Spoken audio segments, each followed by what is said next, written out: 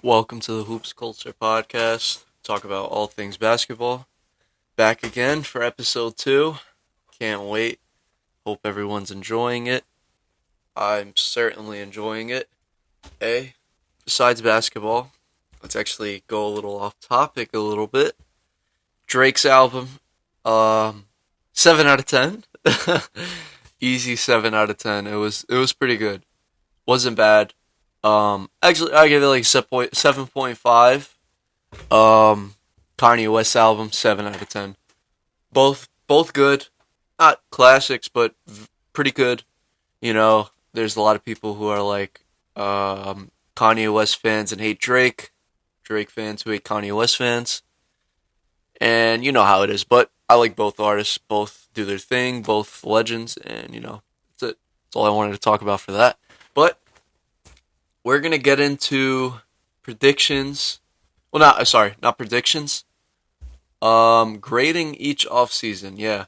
Um, I think this off season is one of the more crazier ones. Not as crazy as 2019's off season, but this was really fun. Honestly, had a lot of role players move around, which it's good for not the casuals, but more so the guys who really love the NBA.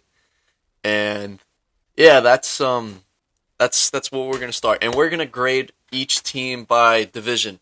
So we're gonna start off in the Eastern Conference and move our way to the Atlantic Division. And what team we are gonna start with is the worst team. I think that's the Boston Celtics. They did not really do anything besides lose a lot of players. Um, so let's see who they added via free agency. They added Enes Kanter and Dennis Schroeder. Nothing wrong with that. Enes Kanter went from New York to Portland to Boston to Portland back to Boston. Like, that's really funny to me. I don't know. I find it pretty funny. But Enes Kanter, Dennis Schroeder, who fumbled a huge contract where he could have made a lot of money, man. Like, he could have made, I think, around $80 million over 4 years with Los Angeles. The Lakers wanted him that bad, but he was so greedy to where he wanted a max contract, which everyone knew he was not worth. But he's going to be, I guess, Boston's new starting point guard. If they don't start Marcus Smart at point guard, they start him at shooting guard. They put Peyton Pritchard at point guard, or however they do it, doesn't matter. Via trade, they got Chris Dunn, who they actually just traded today for Juancho Hernan Gomez, which is so stupid. Chris Dunn's a great player. I don't know why he's just like flip flopping around the league when he's very valuable. Bruno Fernando, um, from the Hawks as well. Josh Richardson from the Mavericks. He didn't really have a good year, so not a fan of that. And from the draft, they got, I might butcher his name, Juan Bagarin, 45th overall pick. I don't know how to pronounce it. I'm very sorry. I'm Albanian myself. I don't know how to pronounce a lot of names. But let's see who they lost. Key losses. They lost Moses Brown, traded to why am I blanking? Wait, they didn't lose Moses Brown. Or they did. Yeah, I think they did. I don't know. I might have. I'm sorry, guys. I might have to fact check that because they didn't lose Moses Brown. Sorry about that. Let me fact check. Uh oh, he's a Dallas Maverick. Okay, that was in the Josh Richardson trade. That's what I'm messing up. Okay, Evan Fournier traded to the Knicks, signed and trade. Semi Ojeleye really didn't play that much, but an energy guy off the bench. Tristan Thompson traded to the Kings. I think Enes Kanter is better than Tristan Thompson, and you get Tristan Thompson's stupid drama off the team, which is perfect. Uh, Kemba Walker traded to the Thunder. They thought he could be the Kyrie replacement. We were wrong. I was wrong. Kemba Walker's on my team now, the New York Knicks. So I'll get into that a little later. Same division. And they lost Taco Fall. Went to Cavaliers, legend, obviously. But um, my opinion, they get a D plus. I do not like what they did whatsoever. I don't know how people, how Boston's gonna look next year. They lost a lot of depth, especially trading Chris Dunn and Carson Edwards, who I forgot to mention, but traded him. I mean, man, and a pick swap. So losing a pick, I don't like their team. I'm a little happy inside that they're pretty bad because Knicks fan, obviously. So get Boston like to be really bad, but no bias. I think it's a D plus. Nothing great about that. And what they could have done better was maybe just try to actually get some value out of a little bit more value out of Kemba Walker. I didn't know his value was that low to where you could basically just got Josh Richardson and um which call it? What am I? Why am I drawing a blank here? I believe they got Al Horford as well. If he's still on the squad, yeah, Al Horford. I mean, D plus, not good. The team's not really looking good at all. They have to they have to upgrade next off season. That's for sure. They have cap space. They'll be looking to upgrade in star power, and I don't think a lot of people want to go to Boston because of their recent history of being unloyal. So that's my take on Boston. We're gonna move on to the next team, and that is the Brooklyn Nets. Man, Brooklyn Nets, man, they had a lot of different teams throughout these years, but man, let's see who they added via free agency. They added DeAndre Bembry, good player, David Duke Jr., James Johnson, underrated player, and Patty Mills, a really good player off the bench to have, has experience in the finals, playoffs. Believe he's an NBA champion. So, man, you got all that experience with you. So that helps some of the other guys on the team who weren't experienced, unlike Kyrie Irving, Kevin Durant, and James Harden, guys who are experienced. You help some of the other guys. Via trade, they got Javon Carter, great player. On the defensive end, not bad. Now the draft, that's where they shined. I really, really love their draft. Cameron Thomas looks like he could be a great six man in the future. Tearing it up in the summer league, tearing it up. Dayron Sharp, um, looking pretty good, honestly. Kessler Edwards, Marcus Zagorowski, and Raekwon Gray. I didn't see those guys play in the summer league or pay attention enough to comment on anything, but they did get a big had a pretty good draft. They drafted a lot of guys, so it's good to know. But who they lost, some significant players. You got Chris Chioza, was a decent backup, but you got Patty Mills and Javon Carter now, better players. Jeff Green, a guy who did a lot of the dirty work in the during the season, who I really like because he's a guy who always plays hard. Jeff Green signed with the Nuggets. Landry Shamet, one of my favorite players in the league, great shooter, traded to the Suns for Javon Carter, and my boy Alden is sad for that, but Spencer Dinwiddie traded to the Wizards. Wasn't gonna stay anyways, but sign and trade worked, and he's gone. Some guys who are still free agents, TLC, Timothy Luwawu Caparo, Tyler Johnson, and Mike James.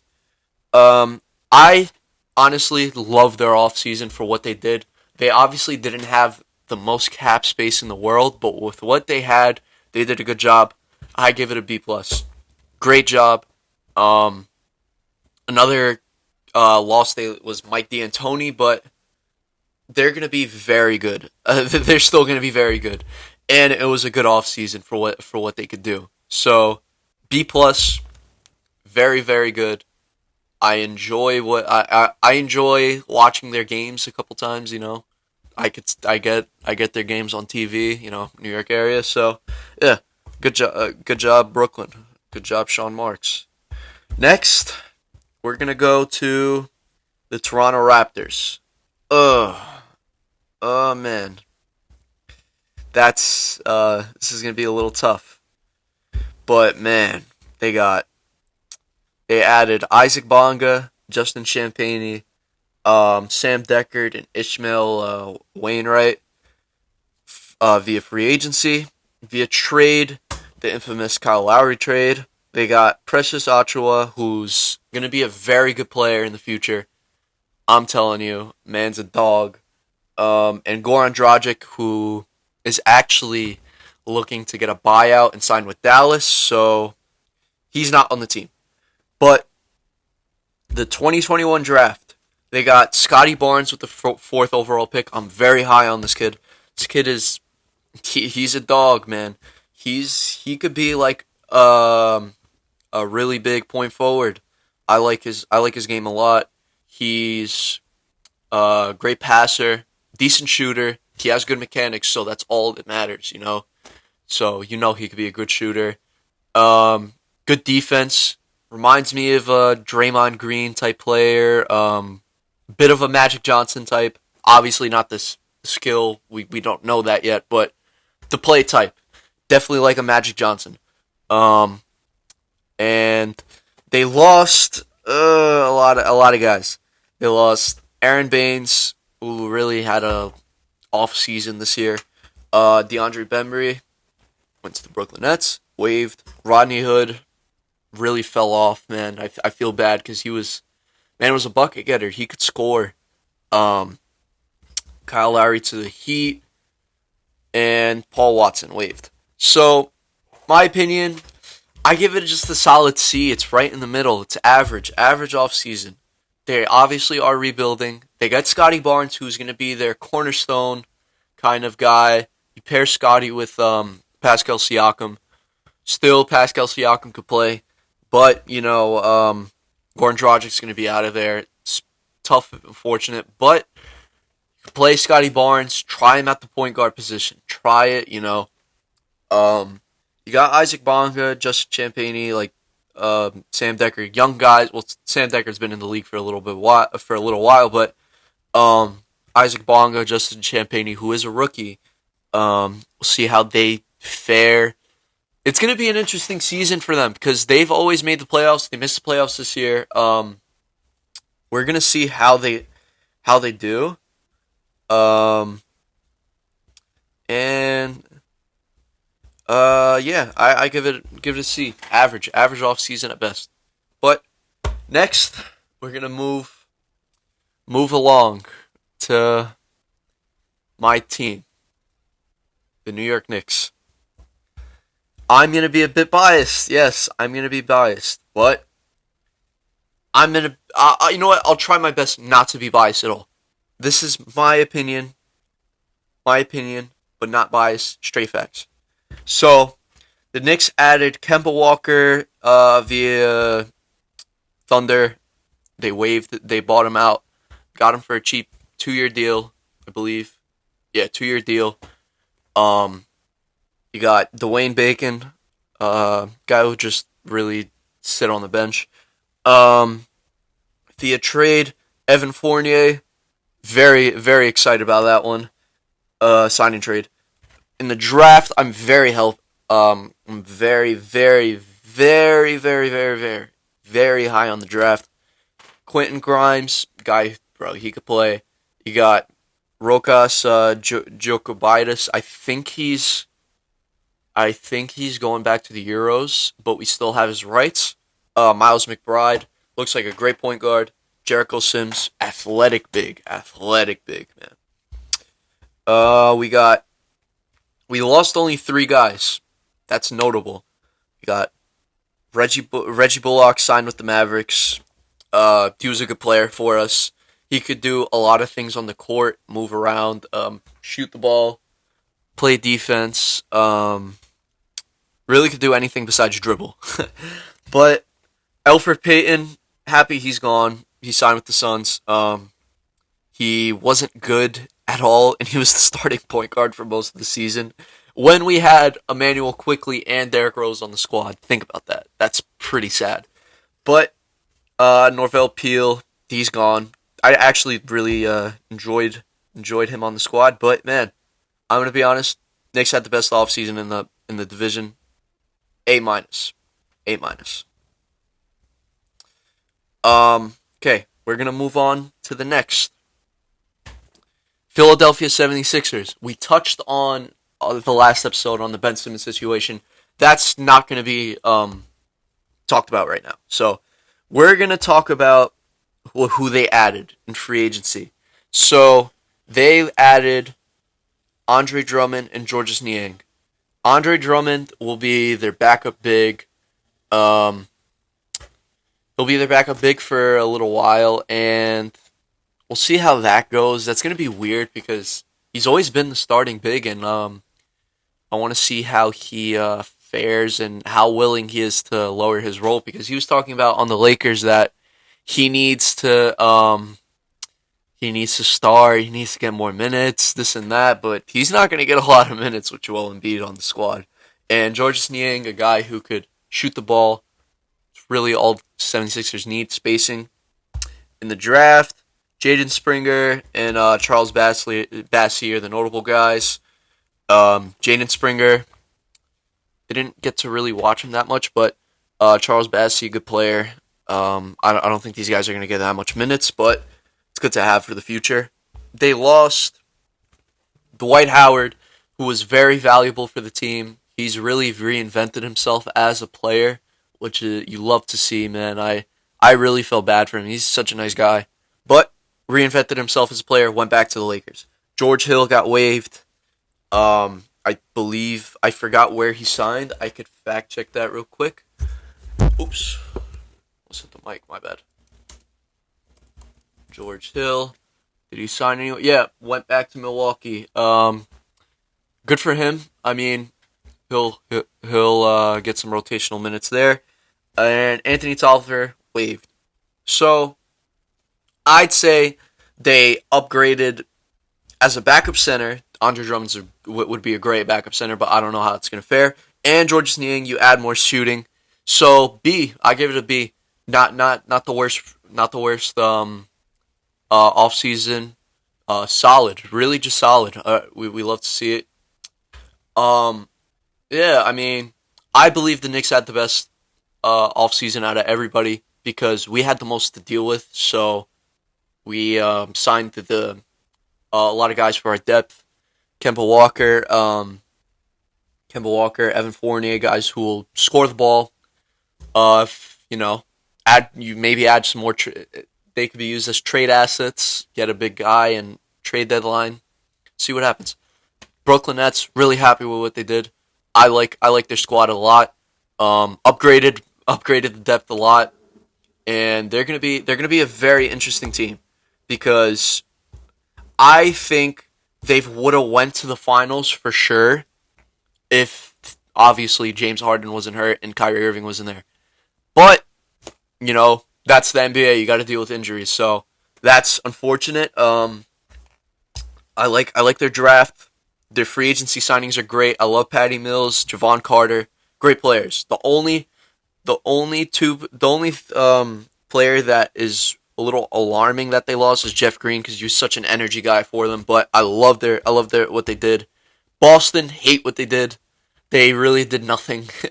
they just gave up Kemba Walker for Moses Brown and then traded Moses Brown to for Josh Richardson.